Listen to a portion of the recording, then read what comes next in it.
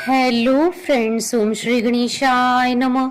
जय माता दी। आप सभी का स्वागत है आपके अपने यूट्यूब चैनल पर। आप सभी को नवरात्रि की हार्दिक शुभकामनाएं।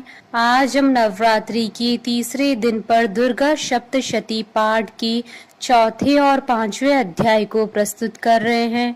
फ्रेंड्स, वीडियो शुरू करने से पहले आपसे रिक्वेस्ट है, अगर आप हमारे चैनल पर नए हैं और आपने अभी तक चैनल को सब्सक्राइब नहीं किया है तो प्लीज सब्सक्राइब कीजिएगा चैनल को, साथ ही प्रेस कीजिएगा बेल आइकन को, जिससे नए वीडियो से रिलेटेड नोटिफिकेशन आपको तुरंत प्राप्त हो सके। और वीडियो पसंद आने पर वीडियो को लाइक और शेयर जरूर कीजिएगा ताकि सभी भक्तों को इस वीडियो का लाभ प्राप्त हो सके।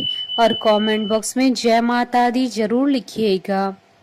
या देवी सर्वभूतेषु शक्तिरूपेण संस्थिता नमस्तस्यै नमस्तस्यै नमस्तस्यै नमो नमः।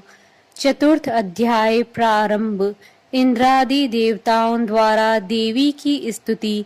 महर्षि मेधा बोले, देवी ने जब पराक्रमी दुरात्मा महिषासुर को मार गिराया और असुरों की सेना को मार दिया, तब इंद्रादि समस्त देवता अपने सिर तथा शरीर को झुकाकर भगवती की स्तुति करने लगे। जिस देवी ने अपनी शक्ति से यह जगत व्याप्त किया है और जो संपूर्ण देवताओं तथा महर्षियों की पूजनीय है, उस अंबिका को हम भक्ति पूर्वक नमस्कार करते हैं। वह हम सबका कल्याण करे। जिस अतुल प्रभाव और बल का वर्णन भगवान विष्णु, शंकर और ब्रह्मा जी भी नहीं कर सके, वही चंडिका देवी इस संपूर्ण जगत का पालन करे और अशुभ भय का नाश करे। पुण्यात्माओं के घरों में तुम स्वयं लक्ष्मी रूप हो और पापियों के घरों में तुम अलक्ष्मी रूप हो, और सतकुल में उत्पन्न होने वालों के लिए तुम लज्जा रूप होकर उनके घरों में निवास करती हो। हम दुर्गा भगवती को नमस्कार करते हैं। हे देवी, इस विश्व का पालन करो। हे देवी, हम तुम्हारे अचिंत्य रूप का किस प्रकार वर्णन करें। असुरों का नाश करने वाले भारी पराक्रम तथा समस्त देवताओं और दैत्यों के विषय में जो तुम्हारे पवित्र चरित्र हैं, उनका हम किस प्रकार वर्णन करें। हे देवी, त्रिगुणात्मिका होने पर भी तुम संपूर्ण जगत की उत्पत्ति का कारण हो। हे देवी, भगवान विष्णु, शंकर आदि किसी भी देवता ने तुम्हारा पार नहीं पाया। तुम सबकी आश्रय हो। यह संपूर्ण जगत तुम्हारा ही अंश रूप है, क्योंकि तुम सबकी आदि भूत प्रकृति हो।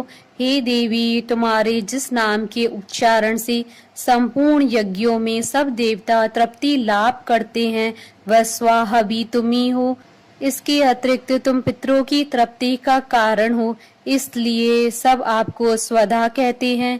हे देवी, वह विद्या जो मोक्ष को देने वाली है, जो अचिंत्य महाज्ञान स्वरूपा है, तत्वों के सार को वंश में करने वाले, संपूर्ण दोषों को दूर करने वाले, मोक्ष की इच्छा वाले मुनिजन जिसका अभ्यास करते हैं, वह तुम्ही हो। तुम ही वाणी रूप हो और दोष रहित ऋग तथा यजुर्वेदों की एवं उद्गीत और सुंदर पाठों के पाठ वाले सामवेद की आश्रय रूप हो। तुम भगवती हो। इस विश्व की उत्पत्ति एवं पालन के लिए तुम वार्ता के रूप में प्रकट हुई हो और तुम संपूर्ण संसार की पीड़ा हरने वाली हो। हे देवी, जिससे सारे शास्त्रों को जाना जाता है, वह मेधा शक्ति तुम्ही हो और दुर्गम भवसागर से पार करने वाली नौका भी तुम्ही हो। लक्ष्मी रूप से विष्णु भगवान के हृदय में निवास करने वाली और भगवान महादेव द्वारा सम्मानित गौरी देवी तुम्ही हो। मंद मुस्कान वाले निर्मूल पूर्ण चंद बिंब के समान और उत्तम स्वर्ण की मनोहर कांति से कमनीय तुम्हारे मुख को देखकर ही महिषासुर क्रोध में भर गया। यह बड़े आश्चर्य की बात है। और हे देवी, तुम्हारा यही मुख जब क्रोध से भर गया तो उदय काल के चंद्रमा की भांति लाल हो गया और तनी हुई भौहों के कारण विकराल रूप हो गया। उसे देखकर भी महिषासुर के शीघ्र प्राण ही निकल गए। यह बड़े आश्चर्य की बात है। आपके कुपित मुख के दर्शन करके भला कौन जीवित रह सकता है। हे देवी, तुम हमारे कल्याण के लिए प्रसन्न हो जाओ। आपके प्रसन्न होने से इस जगत का अभ्युदय होता है, और जब आप क्रुद्ध हो जाती हैं तो कितने ही कुलों का सर्वनाश हो जाता है। यह हमने अभी अभी जाना है कि जब तुमने महिषासुर की बहुत बड़ी सेना को देखते ही देखते मार दिया। हे देवी, सदा अभ्युदय प्रताप देने वाली, तुम जिस पर प्रसन्न हो जाती हो वही देश में सम्मानित होते हैं। उनके धन यश की वृद्धि होती है, उनका धर्म कभी शिथिल नहीं होता है, और उनके यहाँ अधिक पुत्र पुत्रियां और नौकर होते हैं। हे देवी, तुम्हारी कृपा से ही धर्मात्मा पुरुष प्रतिदिन श्रद्धा पूर्वक यज्ञ करता है और धर्मानुकूल आचरण करता है, और उसके प्रभाव से स्वर्गलोक में जाता है, क्योंकि तुम तीनों लोकों में मनवांचित फल देने वाली हो। हे माँ दुर्गे, तुम स्मरण करने पर संपूर्ण जीवों के भय नष्ट कर देती हो, और स्थिर चित्त वालों के द्वारा चिंतन करने पर उन्हें और अत्यंत मंगल देती हो। हे दारिद्र दुख नाशनी देवी, तुम्हारे सिवा दूसरा कौन है। तुम्हारा चित सदा दूसरों के उपकार में लगा रहता है। हे देवी, तुम शत्रुओं को इसलिए मारती हो कि उनके मारने से दूसरों को सुख मिलता है। वह चाहे नरक में जाने के लिए चिरकाल तक पाप करते रहे हों, किंतु तुम्हारे साथ युद्ध करके सीधे स्वर्ग को जाएं, इसलिए तुम उनका वध करती हो। हे देवी, क्या तुम दृष्टिपात मात्र से समस्त असुरों को भस्म नहीं कर सकती? अवश्य ही कर सकती हो, किंतु तुम्हारा शत्रुओं को शस्त्रों के द्वारा मारना इसलिए है कि शस्त्रों के द्वारा मरकर वे स्वर्ग को जावें। इस तरह से हे देवी, उन शत्रुओं के प्रति भी तुम्हारा विचार उत्तम है। हे देवी, तुम्हारे उग्र खड़क की चमक से और त्रिशूल की नोक की कांति की किरणों से असुरों की आंखें फूट नहीं गई। उसका कारण यह था कि वह किरणों से शोभायमान तुम्हारी चंद्रमा के समान आनंद प्रदान करने वाले सुंदर मुख को देख रहे थे। हे देवी, तुम्हारा शील बुरे वृतांत को दूर करने वाला है, और सबसे अधिक तुम्हारा रूप है जो न तो कभी चिंतन में आ सकता है और न ही जिसकी दूसरों से कभी तुलना हो सकती है। तुम्हारा बल व पराक्रम शत्रुओं का नाश करने वाला है। इस तरह तुमने शत्रुओं पर भी दया प्रकट की है। हे देवी, तुम्हारे बल की किसके साथ बराबरी की जा सकती है, तथा शत्रुओं को भय देने वाला इतना सुंदर रूप भी और किसका है। हृदय में कृपा और युद्ध में निष्ठुरता, यह दोनों बातें तीनों लोकों में केवल तुम्ही में देखने आई है। हे माता, युद्ध भूमि में शत्रुओं को मारकर तुमने उन्हें स्वर्ग लोक में पहुंचाया। इस तरह तीनों लोकों की तुमने रक्षा की है, तथा उन उन्मत्त असुरों से जो हमें भय था उसको भी तुमने दूर किया है। तुमको नमस्कार है। हे देवी, तुम शूल तथा खड़ग से हमारी रक्षा करो, तथा घंटे की ध्वनि और धनुष की टंकार से भी हमारी रक्षा करो। हे चंडी के, आप अपने शूल को घुमाकर पूर्व पश्चिम उत्तर तथा दक्षिण दिशा में हमारी रक्षा करो। तीनों लोकों में जो तुम्हारे सौम्य रूप हैं तथा घोर रूप हैं, उनसे हमारी रक्षा करो, तथा इस पृथ्वी से रक्षा करो। हे अंबिके, आपके कर पल्लवों में जो खड़ग शूल और गदा आदि शस्त्र शोभा पा रहे हैं, उनसे हमारी रक्षा करो। महर्षि बोले कि इस प्रकार जब सब देवताओं ने जगत माता भगवती की स्तुति की और नंदन वन के पुष्पों तथा गंध अनुलेपों द्वारा उनका पूजन किया, और फिर सबने मिलकर जब सुगंधित व दिव्य धूपों द्वारा उनको सुगंधी निवेदन की, तब देवी ने प्रसन्न होकर कहा, हे देवताओं, तुम सब मुझसे मनवांछित वर मांगो। देवता बोले, हे भगवती, तुमने हमारा सब कुछ कार्य कर दिया, अब हमारे लिए कुछ भी मांगना बाकी नहीं रह गया, क्योंकि तुमने हमारे शत्रु महिषासुर को मार डाला है। हे माहेश्वरी, तुम इस पर भी यदि हमें कोई और वर देना चाहती हो तो बस इतना वर दो कि जब जब हम आपका स्मरण करें तब तब आप हमारी विपत्तियों को हरण करने के लिए हमें दर्शन दिया करो।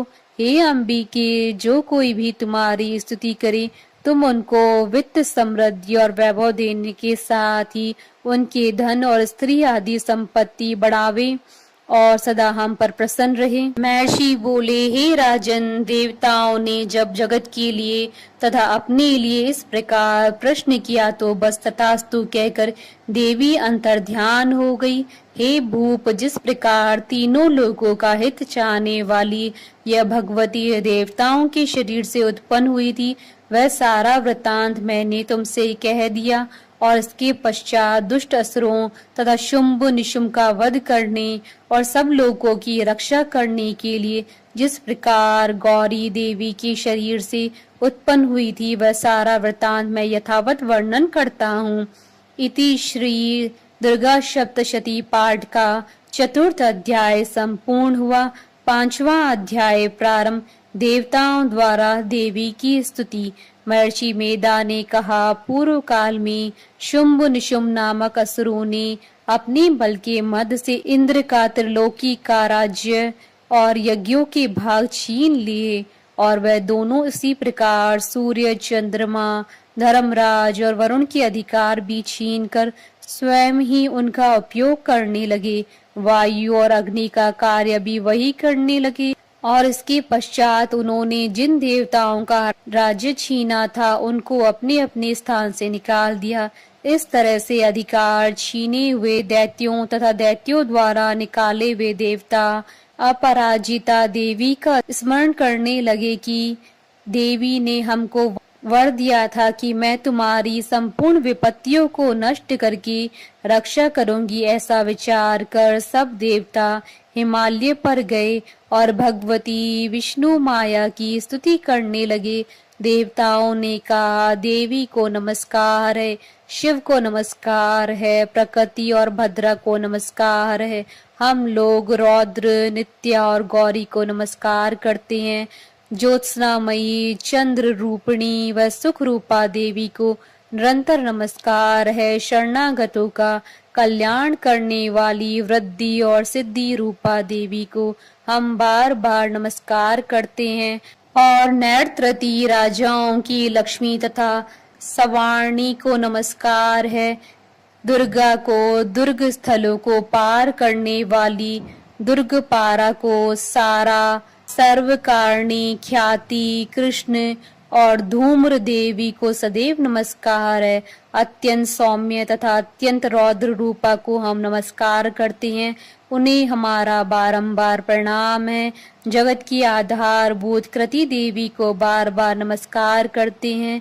जिस देवी को प्राणी मात्र विष्णु माया कहते हैं, उसको नमस्कार है, उसको नमस्कार है, उसको नमस्कार है। जो देवी संपूर्ण प्राणियों में चेतना कहलाती है, उसको नमस्कार है, उसको नमस्कार है, उसको नमस्कार है। जो देवी संपूर्ण प्राणियों में बुद्धि रूप से स्थित है, उसको नमस्कार है, उसको नमस्कार है, उसको नमस्कार है। जो देवी सब प्राणियों में निद्रा रूप से विराजमान है, उसको नमस्कार है, उसको नमस्कार है, उसको नमस्कार है। जो देवी संपूर्ण प्राणियों में शुद्धा रूप से विराजमान है, उसको नमस्कार है, उसको नमस्कार है, उसको नमस्कार है। जो देवी संपूर्ण प्राणियों में छाया रूप से स्थित है, उसको नमस्कार है, उसको नमस्कार है, उसको नमस्कार है। जो देवी सब प्राणियों में शक्ति रूप से स्थित है, उसको नमस्कार है, उसको नमस्कार है, उसको नमस्कार है। जो देवी संपूर्ण प्राणियों में तृष्णा रूप से स्थित है, उसको नमस्कार है, उसको नमस्कार है, उसको नमस्कार है। जो देवी सब प्राणियों में शांति रूप से स्थित है, उसको नमस्कार है, उसको नमस्कार है, उसको नमस्कार है। जो देवी सब प्राणियों में जाति रूप से स्थित है, उसको नमस्कार है, उसको नमस्कार है, उसको नमस्कार है। जो देवी सब प्राणियों में लज्जा रूप में स्थित है, उसको नमस्कार है, उसको नमस्कार है, उसको नमस्कार है। जो देवी संपूर्ण प्राणियों में श्रद्धा रूप से स्थित है, उसको नमस्कार है, उसको नमस्कार है, उसको नमस्कार है। जो देवी संपूर्ण प्राणियों में कांति रूप से स्थित है, उसको नमस्कार है, उसको नमस्कार है, उसको नमस्कार है। जो देवी सब प्राणियों में लक्ष्मी रूप से स्थित है, उसको नमस्कार है, उसको नमस्कार है, उसको नमस्कार है। जो देवी संपूर्ण प्राणियों में व्रती रूप से स्थित है, उसको नमस्कार है, उसको नमस्कार है, उसको नमस्कार है। जो देवी सब प्राणियों में स्मृति रूप से विराजमान है, उसको नमस्कार है, उसको नमस्कार है, उसको नमस्कार है। जो देवी सब प्राणियों में दया रूप से स्थित है, उसको नमस्कार है, उसको नमस्कार है, उसको नमस्कार है। जो देवी सब प्राणियों में तुष्टि रूप से स्थित है, उसको नमस्कार है, उसको नमस्कार है, उसको नमस्कार है। जो देवी संपूर्ण प्राणियों में मात्र रूप से स्थित है, उसको नमस्कार है, उसको नमस्कार है, उसको नमस्कार है। जो देवी संपूर्ण प्राणियों में भ्रांति रूप से स्थित है, उसको नमस्कार है, उसको नमस्कार है, उसको नमस्कार है। जो देवी संपूर्ण प्राणियों में नित्य व्याप्त रहती हैं, उसको नमस्कार है, उसको नमस्कार है, उसको नमस्कार है।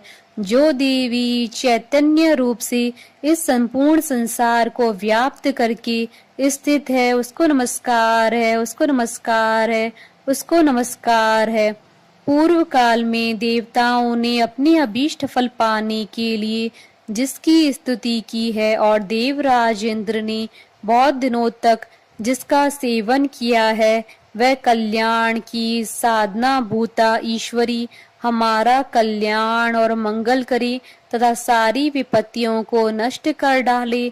असुरों के सताए हुए हम संपूर्ण देवता उस परमेश्वरी को इस समय नमस्कार करते हैं तथा जो भक्ति पूर्वक स्मरण किए जाने पर तुरंत ही सब विपत्तियों को नष्ट कर देती हैं, वह जगदम्बा इस समय भी हमारा मंगल करके हमारी समस्त विपत्तियों को दूर करे।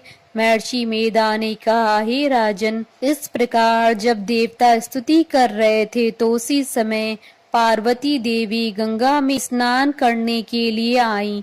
तब उनके शरीर से प्रकट होकर शिवा देवी बोली, शुंभ दैत्य के द्वारा स्वर्ग से निकले हुए और निशुंभ से हारे हुए यह देवता मेरी स्तुति कर रहे हैं। पार्वती के शरीर से अंबिका निकली थी, इसलिए उसको संपूर्ण लोक में कौशिकी कहते हैं। कौशिकी के प्रकट होने के पश्चात पार्वती देवी के शरीर का रंग काला हो गया और वह हिमालय पर रहने वाली कालिका देवी के नाम से प्रसिद्ध हुई। फिर शुंभ और निशुंभ के दूत चंड मुंड वहां आए और उन्होंने परम मनोहर रूप वाली अंबिका देवी को देखा। फिर वह शुंभ के पास जाकर बोले, महाराज, एक अत्यंत सुंदर स्त्री हिमालय को प्रकाशित कर रही हैं। वैसा रंग रूप आज तक हमने किसी स्त्री में नहीं देखा है। हे असुरेश्वर, आप यह पता लगाएं कि वह कौन है और उसको ग्रहण कर लें। वह स्त्री स्त्रियों में रत्न है। वह अपनी कांति से दसों दिशाओं को प्रकाशित करती हुई वहां स्थित है, इसलिए आपका उसको देखना उचित है। हे प्रभु, तीनों लोगों के हाथी, घोड़े और मणि इत्यादि जितने रत्न हैं, वह सब इस समय आपके घर में शोभायमान है। हाथियों में रत्न रूप ऐरावत हाथी और उच्ची श्रवा नामक घोड़ा तो आप इंद्र से ले आए हैं। हंसों द्वारा जुता हुआ विमान जो कि ब्रह्मा जी के पास था, अब भी आपके पास है। यह महापद्म नामक खजाना आपने कुबेर से छीना है। समुद्र ने आपको सदा खिले हुए फूलों की किंजलकनी नामक माला दी है। वरुण का कंचन की वर्षा करने वाला छत्र आपके पास है। रथों में श्रेष्ठ प्रजापति का रथ भी आपके पास ही है। हे दैत्येंद्र, मृत्यु से उत्क्रांति का नामक शक्ति भी आपने छीन ली है और वरुण का पाश भी आपके भ्राता निशुंभ के अधिकार में है और जो अग्नि में न जल सके ऐसे 2 वस्त्र भी अग्निदेव ने आपको दिए हैं। हे दैत्यराज, इस प्रकार सारी रत्न रूपी वस्तुएं आप संग्रह कर चुके हैं, तो फिर आप यह कल्याणकारी स्त्रियों में रत्न रूप अनुपम स्त्री आप क्यों नहीं ग्रहण करते? महर्षि मेधा बोले। चंड मुंड का यह वचन सुनकर शुंभ ने विचारा कि सुग्रीव को अपना दूत बनाकर देवी के पास भेजा जाए। प्रथम उसको सब कुछ समझा दिया और कहा कि वहां जाकर तुम उसको अच्छी तरह से समझाना और ऐसा उपाय करना जिससे वह प्रसन्न होकर तुरंत मेरे पास चली आए। भली प्रकार समझा कर कहना। दूत सुग्रीव पर्वत के उस रमणीय भाग में पहुंचा जहां देवी रहती थी। दूत ने कहा, हे देवी, दैत्यों का राजा शुंभ जो इस समय तीनों लोकों का स्वामी है, मैं उसका दूत हूँ और यहाँ तुम्हारे पास आया हूँ। संपूर्ण देवता उसकी आज्ञा एक स्वर से मानते हैं। अब जो कुछ उसने कहला भेजा है वह सुनो। उसने कहा है कि इस समय संपूर्ण त्रिलोकी मेरे वश में है और संपूर्ण यज्ञों के भाग को पृथक पृथक मैं ही लेता हूँ और तीनों लोकों में जितने श्रेष्ठ रत्न हैं वह सब मेरे पास है। देवराज इंद्र का वाहन ऐरावत मेरे पास है जो मैंने छीन लिया है। उच्च श्रवा नामक घोड़ा जो क्षीर सागर मंथन करने से प्रकट हुआ था उसे देवताओं ने मुझे समर्पित किया है। ये सुंदरी, इसके अतिरिक्त और भी जो रत्न भूषण पदार्थ देवताओं के पास थे वह सब मेरे पास हैं। हे देवी, मैं तुम्हें संसार की स्त्रियों में रत्न मानता हूँ क्योंकि रत्नों का उपभोग करने वाला मैं ही हूँ। हे चंचल कटाओं वाली सुंदरी, अब यह मैं तुझ पर छोड़ता हूँ कि तुम मेरे या मेरे भाई महापराक्रमी निशुंभ की सेना में आ जाएं। यदि तुम मुझे वरोगी तो तुझे अतुल महान ऐश्वर्य की प्राप्ति होगी। अतः तुम अपनी बुद्धि से यह विचार कर मेरे पास चली आओ। महर्षि मेधा ने कहा। दूत के ऐसा कहने पर संपूर्ण जगत का कल्याण करने वाली भगवती दुर्गा मन ही मन मुस्कुराई और इस प्रकार कहने लगी। देवी ने कहा, हे दूत, तू जो कुछ कह रहा है वह सत्य है और इसमें किंचित मात्र भी झूठ नहीं है। शुंभ इस समय तीनों लोकों का स्वामी है और निशुंभ भी उसी की तरह पराक्रमी है, किंतु इसके संबंध में मैं जो प्रतिज्ञा कर चुकी हूँ उसे मैं कैसे झुठला सकती हूँ। अतः तू मैंने जो प्रतिज्ञा की है उसे सुन। जो मुझे युद्ध में जीत लेगा और मेरे अभिमान को खंडित करेगा तथा बल में मेरे समान होगा वही मेरा स्वामी होगा। इसलिए शुंभ अथवा निशुंभ यहाँ आवे और युद्ध में जीतकर मुझसे विवाह कर ले। इसमें भला देर की क्या आवश्यकता है? दूत ने कहा, हे देवी, तुम अभिमान में भरी हुई हो, मेरे सामने तुम ऐसी बात न करो। इस त्रिलोकी में मुझे तो ऐसा कोई नहीं दिखाई देता कि शुंभ और निशुंभ के सामने ठहर सके। हे देवी, जब अन्य देवताओं में से कोई शुंभ व निशुंभ के समान युद्ध में ठहर नहीं सकता तो तुम जैसी स्त्री उनके सामने रणभूमि में ठहर सकेगी। जिन शुंभ आदि असुरों के सामने इंद्र आदि देवता नहीं ठहर सके तो फिर तुम अकेली स्त्री उनके सामने कैसे ठहर सकोगी? अतः तुम मेरा कहना मानकर उनके पास चली जाओ, नहीं तो जब वह तुम्हें केश पकड़कर घसीटते हुए ले जाएंगे तो तुम्हारा गौरव नष्ट हो जाएगा।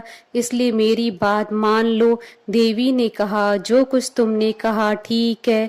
शुंभ और निशुंभ बड़े बलवान हैं, लेकिन मैं क्या कर सकती हूँ क्योंकि मैं बिना विचारे प्रतिज्ञा कर चुकी हूँ। इसलिए तुम जाओ और मैंने जो कुछ भी कहा है वह सब आदर पूर्वक असुरेंद्र से कह दो।